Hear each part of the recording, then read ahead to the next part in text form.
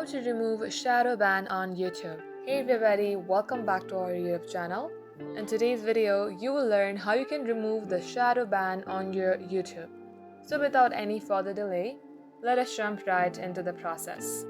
So first of all, make sure that you do not violate any terms and conditions of YouTube.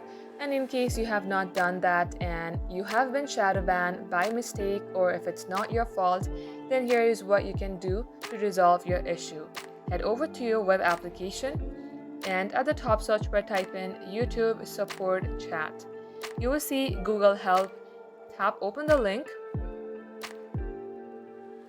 And from here, search for Fix Shadow Ban. You can also appeal a community guideline strikes or video removal.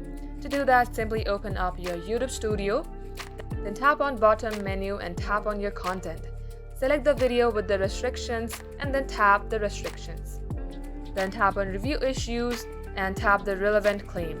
Enter your reason for appealing and click on to submit. If you would like to read more, simply tap on to read more and follow these guidelines to resolve your issue. That is how you can do it. Thank you for watching the video till the very end. In case it had helped you in any ways, then do like and subscribe. We will get back to you soon.